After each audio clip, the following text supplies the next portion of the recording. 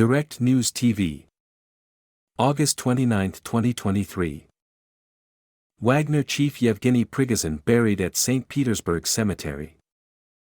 Yevgeny Prigozhin, the Wagner group chief who died in a plane crash last week, has been buried at a cemetery on the outskirts of St Petersburg.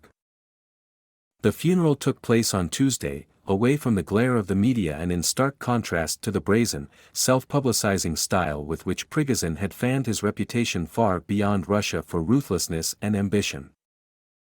The farewell to Yevgeny Viktorovich took place in a closed format. Those who wish to say goodbye may visit Porokhovskoye Cemetery, his press service said in a short post on Telegram. Pictures published on social media showed Prigozhin's dark granite tombstone surrounded by a sea of flowers, mostly red roses, in the cemetery on the northeast edge of his hometown. Secrecy had surrounded the funeral arrangements for the Wagner mercenary boss who was killed in a plane crash on August 23, 2 months to the day after he staged a mutiny in the biggest challenge to President Vladimir Putin's rule since he rose to power in 1999.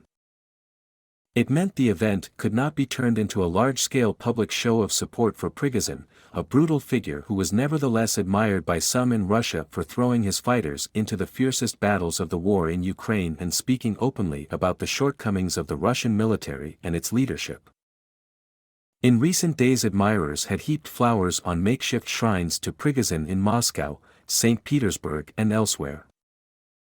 There is sort of a cult following around Wagner, Jack Margolin, a researcher on private military companies, told Al Jazeera.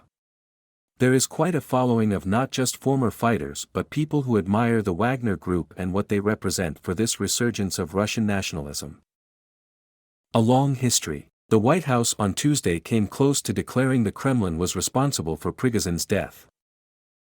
"We all know that the Kremlin has a long history of killing opponents," said White House Press Secretary Karine Jean-Pierre. "It's very clear what happened here." Her comment was the closest U.S. statement yet on the possibility that Putin directed the killing of Prigozhin, who launched a brief revolt against the defense ministry over its handling of the Ukraine war. The Kremlin has rejected as an absolute lie the suggestion that Putin ordered his death in revenge for the June mutiny. It said earlier on Tuesday the president would not attend the funeral. 2 other top Wagner figures, 4 bodyguards and 3 crew members were also killed when Prigozhin's Emperor Legacy 600 private jet crashed north of Moscow. It is still unclear what caused the plane to crash, but villagers near the scene told Reuters news agency they heard a bang and then saw the jet plummet to the ground.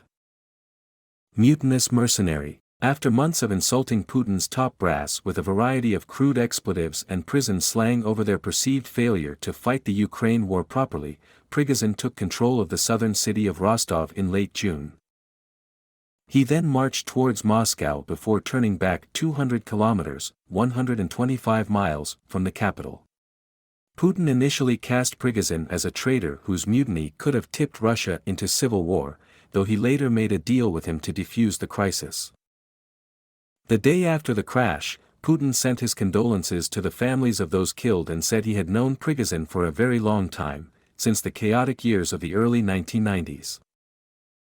"He was a man with a difficult fate and he made serious mistakes in life," Putin said, while describing him as a talented businessman.